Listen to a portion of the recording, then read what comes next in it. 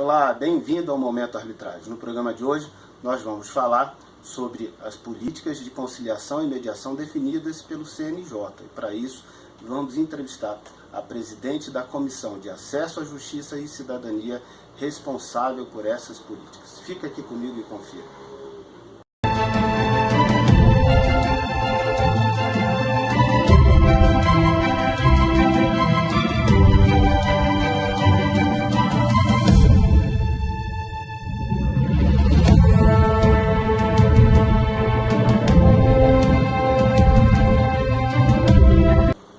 Começa agora o Momento Arbitragem. Muito obrigado por sua audiência.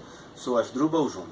No programa de hoje, vamos falar sobre as políticas de conciliação e mediação do Conselho Nacional de Justiça, o CNJ. E para falar sobre esse assunto, a gente vem entrevistar a principal responsável no CNJ por esse tema, presidente da Comissão de Acesso à Justiça e Cidadania, a conselheira e desembargadora federal, doutora Daldice Santana. Conselheira, muito obrigado por aceitar o nosso convite, participar do programa Momento Arbitragem, que é acompanhado por muitos conciliadores e mediadores no Brasil e seguramente vão ficar felizes de poder ouvir diretamente da senhora quais são as boas novas para 2017, falando sobre políticas de conciliação e mediação. Acho que um primeiro tema que a gente poderia começar falando, a gente encerrou agora recentemente a Semana Nacional de Conciliação. Qual o balanço que a senhora faria sobre como foi a Semana Nacional de Conciliação? Os resultados foram profícuos, animadores? Puder dar um panorama para a gente, conselheira? A Semana Nacional está dentro de um contexto de política permanente. Não mais episódica, não mais temporária, não mais mutirão. Né? O caráter, desde a Resolução 125, é de que seja uma política de caráter permanente. Tem muita dificuldade de se implementar adequadamente, mas com o tempo nós estamos percebendo que todos os tribunais, na medida de suas possibilidades, estão implementando sempre, estão desenvolvendo a política de forma adequada e a executando. Como um evento dentro de uma política maior, que está se desenvolvendo e que nós temos a Semana Nacional. A Semana Nacional, se nós considerarmos como caráter permanente, todos os dias é dia de conciliar e não apenas na Semana Nacional, todos os dias. Na verdade, isso é o objetivo é lançar luz para a importância dessa atividade. Perfeito. Né? Então, a população e os jurisdicionados não fiquem imaginando que aquilo seja um único evento no ano. Não, aquele momento é um momento como se tem dia da mulher, mas todo dia é dia da mulher, como se tem dia até outubro rosa, mas na realidade, para cuidar da saúde, né, são todos os dias. Na Semana Nacional, a mesma coisa, você só toma aquele evento para falar, olha, nós temos isso, se você tem um problema, você pode se valer de um serviço permanente. Que concentra esforços para chamar as pessoas à consciência da importância de poder promover a solução consensual. Então, a avaliação que eu tenho, só por realizá-la já é um sucesso. A quantidade de acordo é uma consequência se for bem feita. Se o serviço é bem implementado, se o serviço é de boa qualidade. Né? Nós não queremos número por número. Nós queremos que a política se firme, se consolide e se desenvolva, mas adequadamente, senão ela acaba se desmerecendo. E não é isso que queremos. Mas os números foram positivos? Os números foram positivos, porque a tendência é, eu não digo de crescimento, porque se nós tivermos ela em caráter permanente, o que entrar hoje, fará hoje. Então, não vai ter muito para a Semana Nacional. Né? Então, essa é uma realidade. Vai estar diluído o ano inteiro. Vai estar diluído o ano inteiro. Então, eu não gosto nem desse, vamos fazer mais na Semana Nacional. Só faz mais quem não faz durante o ano. É verdade. Quem faz durante o ano... Talvez daqui a algum tempo não precise mais falar em Semana Nacional. Seja só de palestra, só né? de coisas novas, de inovações, porque a conciliação é criatividade. Aliás, essa semana, ela talvez tenha sido um pouquinho diferente do que as anteriores, porque ela ocorreu após o advento do novo Código de Processo Civil, que já trouxe como sistema uma obrigatoriedade, né? Claro, obrigatoriedade sempre visto com devida cautela, porque a obrigatoriedade só no desenho do fluxo processual, isso, claro. Perfeito. As pessoas podem chegar lá e dizer que não querem. Isso, é uma porta que se mas já abre. foi uma oportunidade diferente dos anos anteriores, porque já estava em vigor o novo CPC. Perfeito. Foi possível notar, em termos de resultados, que isso tenha feito algum reflexo? É claro que eu estou responsável agora pela coordenação da conciliação, mas pelo volume de perguntas que chegam, a conciliação e a mediação é um serviço ainda que ele está ainda se descortinando. As pessoas estão perguntando coisas básicas, coisas que já deveriam existir. Onde eu, por exemplo, onde eu faço meu divórcio consensual? Eu posso fazer? Eu procuro quem? Quer dizer, ainda está tendo dificuldade no próprio acesso a esses serviços. Seja até porque, por conta da inovação legal, seja porque talvez as pessoas tenha ouvido falar, mas tem dúvida se procura o fórum ou procura outra instituição, né? Então, o que se quer dizer com caráter permanente da política é que o judiciário não quer só oferecer uma vara como solução, né? Um juizado como solução. Ele quer também que outros serviços, como serviço de mediação e de conciliação, seja colocado à disposição da população. São possibilidades de se resolver, né? Eu costumo, e não canso de repetir, quando se tem um problema de saúde, você procura um médico, mas você não necessariamente procura sempre para fazer uma cirurgia. Não é isso? Claro. Nós Às também vezes você procura, aliás, o direito, no primeiro sintoma você já procura. O direito ele toma emprestado muitos conceitos da medicina, né? Sistema, órgãos, remédio jurídico, não é isso? Toma emprestado. Aí eu vou tomar emprestado esse para trazer qual o melhor remédio. Qual é o melhor remédio? É o mais adequado. Pode ser uma aspirina, pode ser uma cirurgia. Mas não tem o melhor remédio. Existe o adequado para aquele... O diagnóstico é que vai indicar. Para aquele sintoma tem o melhor remédio adequado. É a mesma, qual é o melhor remédio para um problema? Eu não estou nem dizendo que é jurídico. Às vezes eu nem sei, não é nem jurídico. Só que eu não tenho informação que não é... ele não tem informação, então eu acho que é jurídico. Então é como se eu não tivesse o diagnóstico completo. E aí eu chego no pronto-socorro, só me oferece a cirurgia? Não. Eu chego no fórum, me oferece informação que eu não tenho problema jurídico, mas eu posso ter só quero uma informação. Olha, eu me desempreguei há 6 meses, me acidentei e eu queria saber se eu tenho cobertura do INSS. Ele não tem um problema jurídico. Não tem controvérsia, o INSS não está negando. Ele só quer uma informação. E o judiciário, nos centros, pode dar sem quebra de imparcialidade. Por quê? Porque ali não é espaço para julgamento. E a imparcialidade está ligada ao julgamento, que é na vara. Isso são esforços dentro daquela perspectiva pré-processual, né? Cidadania e pré-processual. Antes de existir processo. Pré-processual é um passo. Se eu tiver problema jurídico, além da informação. Esse antecede ainda o pré-processual. Isso, essa informação antecede o pré-processual. Entendi. Tá certo? Então, o que um funcionário bem interinado vai dizer? Não, você, como você trabalhou 5 anos, tal ano, você ainda tem, se for 10 anos, é outro, tem as graduações, mas trabalhando vai 5 anos. Você tem uma cobertura de 12 meses do INSS. Você só precisa procurar levar sua carteira no INSS e pedir o auxílio-doença. Ponto. Não tem problema, ele tem falta de informação. Então, ele faz um encaminhamento administrativo. Exatamente. Qual é a melhor solução para um problema? Que eu não estou dizendo nem que é jurídico. Qual é a melhor solução?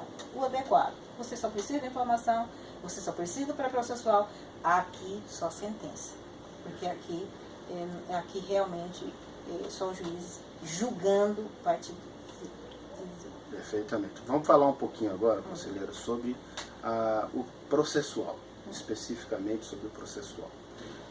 Nós vimos há alguns dias, algumas semanas atrás, algumas notícias que foram publicadas dando conta de que alguns juízes não estavam designando as audiências de conciliação ou de mediação, alegando diversas dificuldades de pauta do SEJUSC, dificuldade de falta de mediadores, dificuldades que estavam retardando a celeridade do processo, por exemplo, e que, para respeitar a razoável duração do processo, estavam eliminando essa oportunidade, e isso causou naturalmente aquelas pessoas que estudam o assunto uma preocupação de que a nova regra trazida pelo novo CPC, que desenhou isso como um fluxo obrigatório no encaminhamento do processo, que isso pudesse virar letra morta e naturalmente não gerar os resultados que se pretendeu quando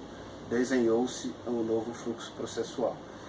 O CNJ olhou para isso com atenção, se preocupou, está trabalhando algum estudo de como minimizar essas dificuldades alegadas pelo juiz, porque acredito que as dificuldades sejam reais, não são dificuldades apenas alegadas, devem ser dificuldades reais, por um lado. Por outro lado também eles devem observar a lei, e aí, claro, vai ter que fazer um equilíbrio disso para as coisas funcionarem bem. Como o CNJ enxergou essa questão? Na realidade, antes mesmo de eu assumir a comissão, já tem um CUMPRIDEC, que é um procedimento de verificação do cumprimento da Resolução 125. A Resolução 125 tem, digamos, 6 anos, 5 anos e meio, que já tornava obrigatória, antes mesmo do Código, a criação de centros vinculados a um núcleo. Certo. Então, nós entendemos a dificuldade de todo o sistema judiciário de criação de vara, criação de núcleo e tal. Mas, na realidade, não se quer que crie despesa. O que se propõe é racionalização dos serviços. O que seria prestado de forma pulverizada em cada vara se concentra para dar melhor qualidade. A estrutura é centralizada. A pauta é concentrada. A pessoa vai procurar aquele serviço naquele local. O que se pretende é isso. Então, na realidade, a gente está trabalhando. Alguns que alegam, não, mas eu não tenho dinheiro para montar um centro. Tem parcerias, tem universidades, tem a sociedade com que você pode buscar parceria. O novo CPC, nesse ponto, ele foi muito sábio, porque ele trouxe uma válvula de escape, ou seja, uma forma de poder oxigenar o processo sem ter que ter toda a concentração no Poder Judiciário. Você pode fazer convênios com instituições privadas. O que eu estou colocando, o senhor falou de processo. Então, se é de processo, eu estou me localizando. Isso eu não estou... Eu valorizo e reconheço que nós temos a mediação extrajudicial. Né? E a mediação judicial, ela tem várias feições. Desde uma autocomposição, uma autogestão de conflitos, né? de conflitos que podem ser minimizados pelas próprias empresas, desde que seu saque, seu atendimento ao consumidor funcione adequadamente. Ele pode gerir. Ele gerindo esses conflitos, eu evito litígio, eu evito processo. Então, a lei de mediação, ela trouxe deu essa capacidade, ou na verdade, até tinha, as empresas têm mais, digamos, tornou mais visível essa possibilidade. Todo acordo que ele fizer ali, ele vale como título. Ou, se ele fez o acordo, não homologar, é título extrajudicial, ele pode já executar. Se ele quer como título extrajudicial, ele leva a um centro para homologar. Então, paralelamente à nossa atuação com o Poder Judiciário, nós temos uma sociedade que deve se organizar para isso. para autocomposição, para autogerir, autogestão. E, consequentemente, a consequência natural será a diminuição de litígio e, portanto, a diminuição de processo, né? Então, nós temos esse CUMPRIDEC, voltando a repetir, nós temos esse CUMPRIDEC para acompanhar quem instalou, quantos instalou, a partir, para o CNJ, a partir de 2 varas ou 2 juízes, já é obrigatória a criação de centros. Vamos levantar as dificuldades e nós temos um dispositivo na própria resolução que nós temos que monitorar e avaliar. E é o que nós estamos propondo a fazer nesse CUMPRIDEC. Avaliar, mas no sentido de colaborar, mas colaborar no aspecto de podem ser feitas parcerias, né? Não se está dando serviço a mais, está falando, vamos racionalizar esse serviço. A lei diz que vamos diminuir o tempo, que se está preocupado com a celeridade, mas também temos que estar preocupado com a solução definitiva do litígio. E a solução definitiva, ela é encontrada às vezes na parte. Não adianta eu julgar hoje, porque eu quero celeridade apenas, e gerar vários recursos e gerar uma ação rescisória. Não é isso, quer dizer, a gente está empurrando para o órgão mais acima de mim. Então, eu de primeiro grau jogo para cima, é como bola, né? Eu jogo para o segundo joga para o STJ, que joga para o Supremo. Não é isso. O que se espera é pare, pense como um todo. Não somos o Poder Judiciário. Então, essa preocupação, só a celeridade não justifica. Só isso. Porque isso aí é enganar, assim, sob o ponto de vista de que pensa que resolve e não resolve. Aí tem as questões de estrutura, né? Dificuldade de estrutura alegada por alguns julgadores, como a falta de mediadores ou a falta de estrutura mesmo física, recursos, equipamentos, material humano. Eu reconheço que tem, mas que tem, até porque eu já estou antes da resolução 125 cuidando do assunto. Eu não tinha, quando eu pedi para montar o centro, nós não temos cadeira, nós não temos computadores. Aí eu falei, mas nós não temos um depósito lá da Presidente Wilson? Tem. Lá não tem cadeira, refúgio? Tem. Era tudo desigual. As cadeiras eram refúgio porque se encostava aqueles fiapinhos de madeira, acabava com a roupa. Montamos, lixamos aquilo ali, ou passava com fita crepe, montamos, computador também refúgio, e fizemos. Começamos com 6, 7, 8 até 12 por hora, né? Então, assim, na realidade, tem que contar com a criatividade. Se só pensar, olha, nós firmamos também, aí mudamos para maior, 3 andares.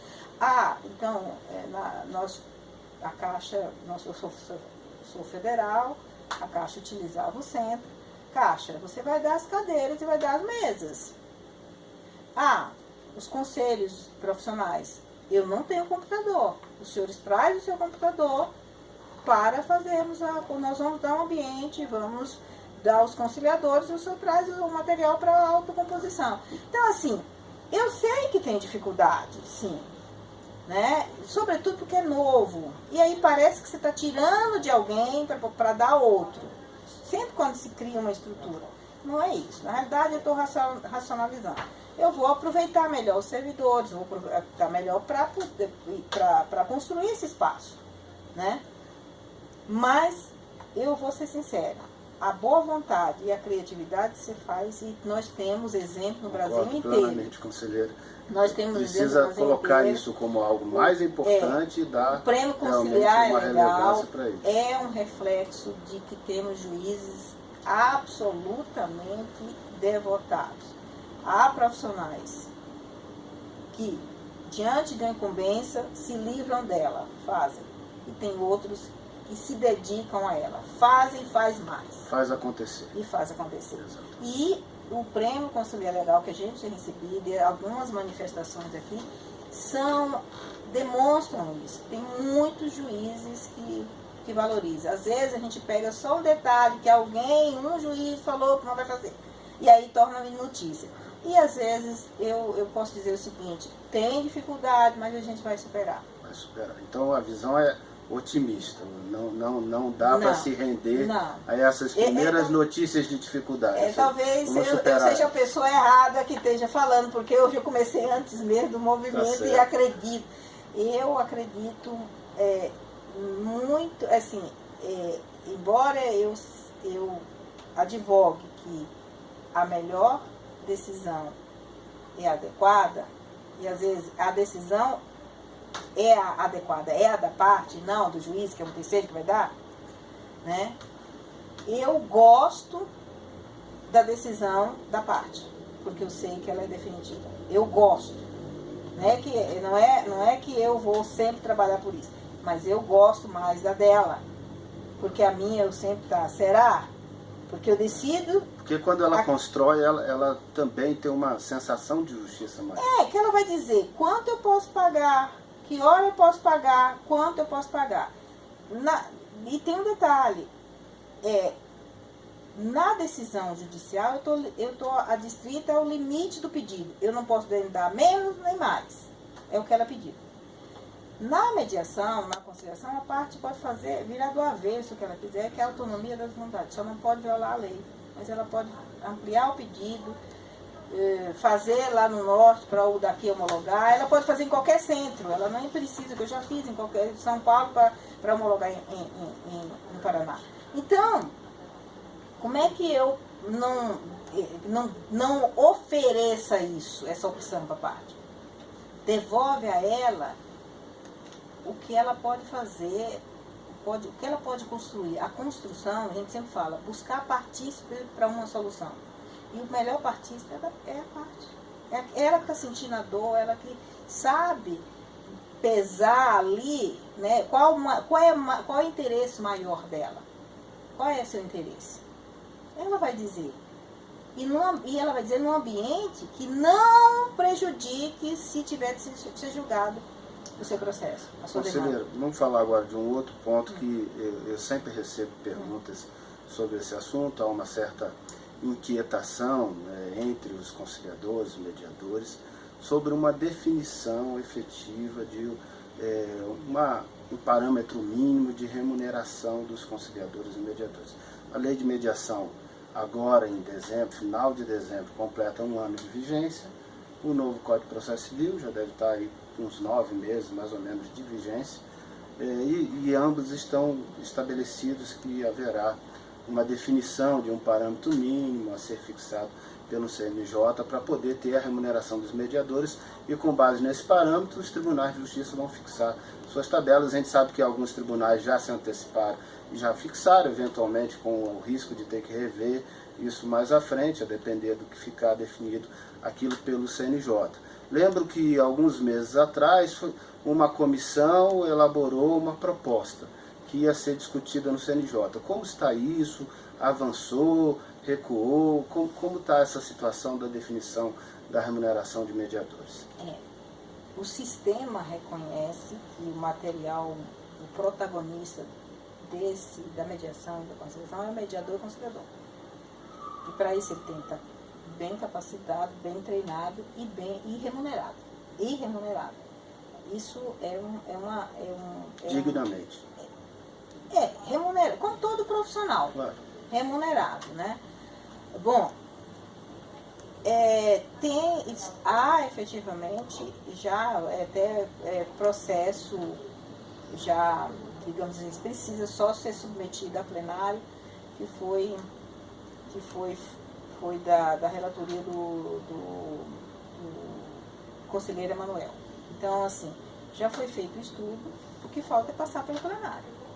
Essa é a observação. Isso não impede que os tribunais estabeleçam a remuneração, mesmo porque esse parâmetro mínimo e que vai ser fixado, esses parâmetros, né, tem até um outro também, né, acho que é mínimo e máximo, os parâmetros que vão ser fixados são referências, que os tribunais, inclusive, podem fixar de outra forma.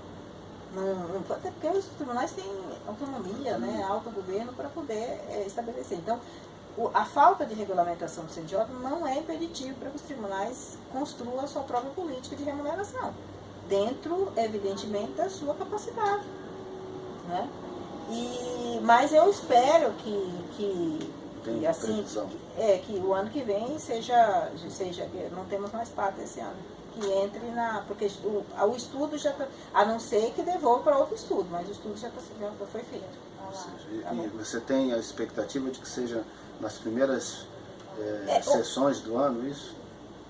Depende da pauta, aí quem estabelece a pauta é a presidente, ela que tem estabelecido os critérios de pauta. O que cabe ao relator, e no caso eu não sou relatora, mas até porque o gabinete está vago, que é da Câmara. Certo. Talvez seja até esse um empecilho, porque não tem quem leve a julgamento, porque não tem relator.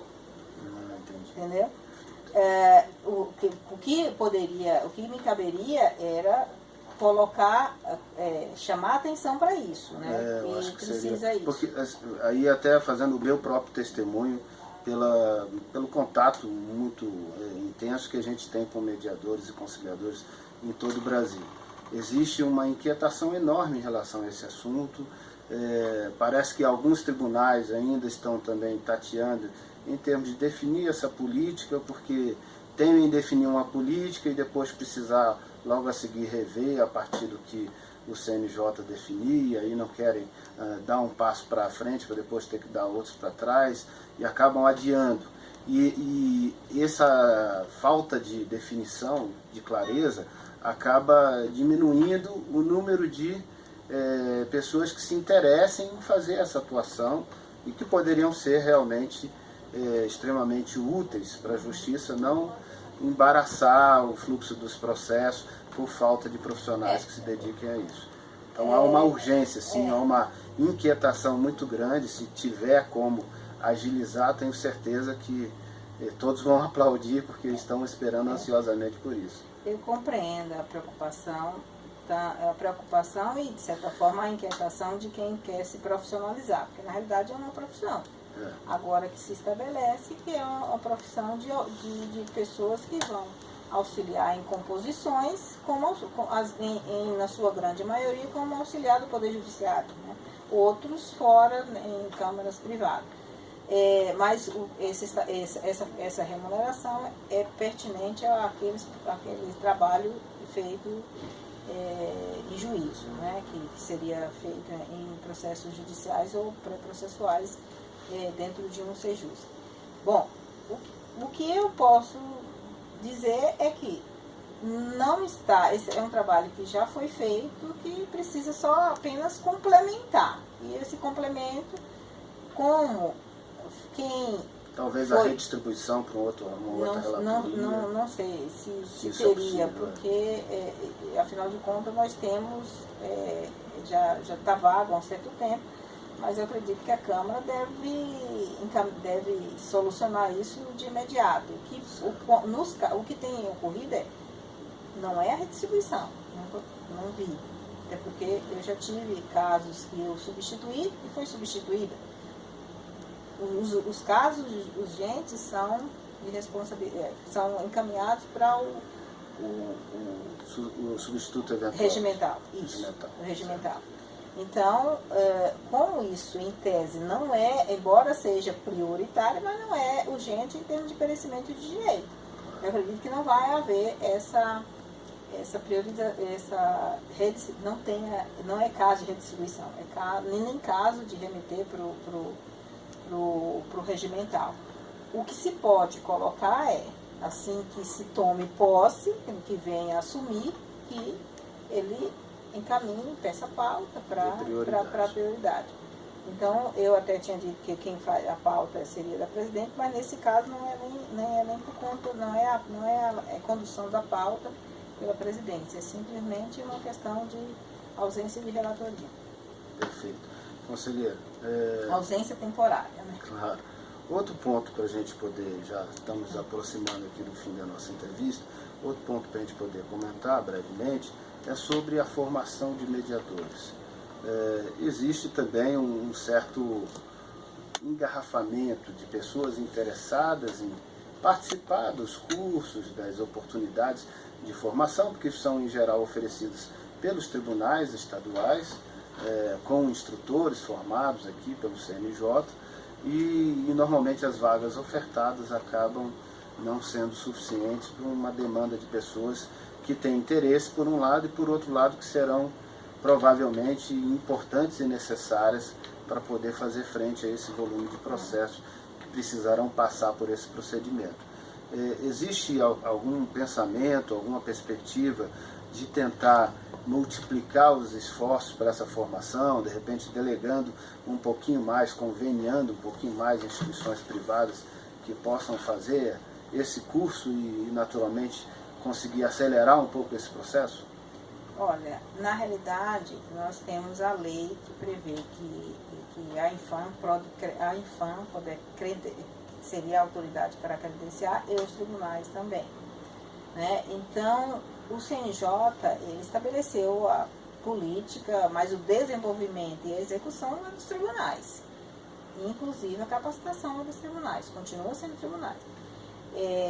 Mas eu acho que aí nesse desenvolvimento, quem tem essa capacidade para ver a sua demanda seriam os próprios UTMECs. Eu preciso de tantos e eu preciso capacitar tanto. Eu digo isso e para nós sobrou, porque a gente se eu tenho uma demanda e eu posso enfrentar essa demanda que os tribunais podem, porque eles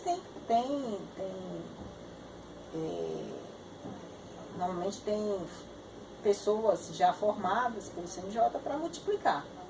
Então, eles é que devem estabelecer um calendário de treinamento para fazer face a essa demanda.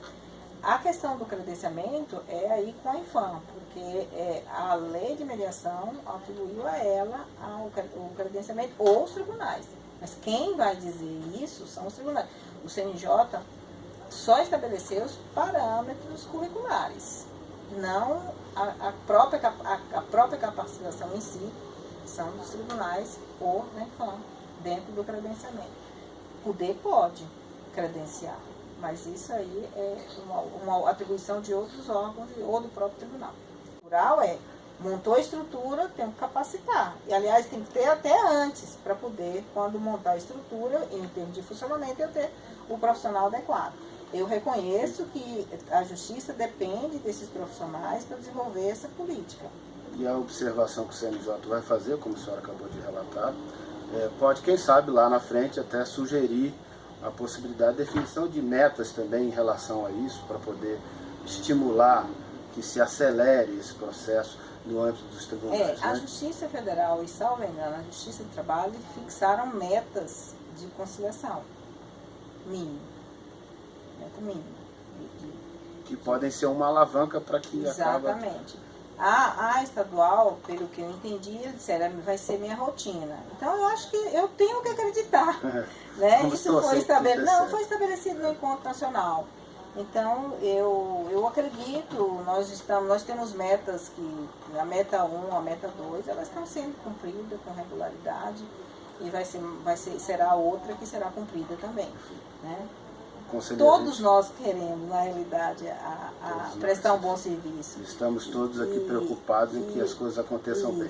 Então, eu acredito que vai se desenvolver adequadamente. A gente pede assim, compreensão, porque é um momento de mudança, de cultura. Cultura não se muda por decreto. O fato social, ele leva um tempo para ser digerido, então, colocou-se o código, mas primeiro está se acomodando, né? Então, mudando a própria cabeça, quando a gente também percebe que as próprias universidades também estão elegendo matérias de autocomposição, e tem levado para os seus escritórios esse modelo de prestação de serviço. Então, é uma coisa que vão se incorporando, os fatos sociais eles vão agregando. Acredito perfeitamente nisso. E tenho certeza que o caminho é esse. É claro que durante o processo haverá algumas dores e dissabores e elas terão que ser enfrentadas caso a caso. Mas a gente vai, assim, a gente que trabalha com a conciliação, ninguém nunca está errado ou está certo, né? É só questão de ponto de vista e de interesse. Né? Celi, a gente quer agradecer imensamente a sua seu tempo, a sua valiosa entrevista aqui para o nosso programa e agora colocar à sua disposição para as suas considerações finais, quiser complementar qualquer coisa, falar sobre as suas preocupações daqui para frente ou a sua confiança daqui para frente, fica à vontade. Eu sou otimista, porque quando a pessoa passa por um processo de autocomposição que tenha sido válido e eficaz, que a pessoa tenha se sentido reconhecida dentro desse processo, que ela se sinta reconhecida dentro desse processo de diálogo e tal, ela resolve aqui e vai resolver outros tantos, porque foi bom. Então, daí a importância de um bom serviço prestado. E para uma prestação de serviço boa, tem que ter capacidade. Aquele que não tem uns que tem nato, é um negociador nato, tudo bem, mas quem não tem, não está impedido. Um bom treinamento, ele seguindo todo o escrito ali, ele consegue se desenvolver naturalmente. E é o que nós precisamos, né? E a gente sempre fala em empoderamento. O empoderamento é justamente isso, não só a pessoa, mas também a pessoa física, uma empresa, se ela tem a preocupação de manter o cliente para a vida inteira, a melhor propaganda é ela. Não é a de televisão. Como ela consegue lidar com os problemas. Né? Não é artista de TV. Mais do que isso, é o seu próprio cliente. 1, 2, 3, 4, 5, são vários que vão dizer: eu tive um problema, liguei, fui prontamente atendida. Às vezes a pessoa só quer reclamar. As pessoas não querem nada, nenhuma obrigação de dar. Ela quer reclamar que ela foi mal atendida e tal. Então, se todas as empresas desenvolverem um sistema adequado de tratar o seu cliente, ele tem o cliente e vai ter outros tantos, mais do que uma propaganda feita com alguns minutos de TV. Então, eu acho que a tendência é essa. O trabalho de autocomposição não se esgota naquele momento de fazer a conciliação individual ou fazer a mediação individual. Tem também a interlocução com os grandes demandantes, com os grandes clientes, que é o mais importante, porque eu consigo... É um trabalho invisível, porque ele não gera, ele mata possíveis demandas, né? Então, e esse trabalho de interlocução com os grandes demandantes é justamente para que ele desenvolva políticas internas de resolução extrajudicial. E mesmo de políticas internas de não deixar gerar o conflito, de um controle maior das suas ações para poder não gerar conflito. Não gerando conflito, não gera litígio. E é isso. Certo. Conselheiro, mais uma vez, muito obrigado. O Momento Arbitragem rende as homenagens. Deseja muito sucesso nessa missão à frente da presidência da Comissão de Acesso à Justiça e Cidadania do CNJ. Tenho certeza absoluta que está em boas mãos, porque conhecemos a sua competência, a sua qualidade. Muito obrigado mais uma vez pelo seu carinho. Eu que agradeço e cumprimento por esse trabalho, né? Um trabalho de esclarecimento, porque nós que trabalhamos com a autocomposição, às vezes o conflito surge ou com a má informação ou com a falta de esclarecimento. E ter essa oportunidade de esclarecer, nós aqui agradecemos. Muito obrigado. Eu sei, está acabando aqui o nosso programa. E você está aqui um pouco chateado porque queria continuar a conversa. Mas você pode nos acompanhar nas próximas edições do Momento Arbitragem. Terei grande prazer em interagir contigo. Aproveita, meu e-mail está aparecendo aí na sua tela. Mande sua dúvida, pergunta, sugestão de pauta ou crítica construtiva. No mais, um grande abraço para você e até o próximo programa.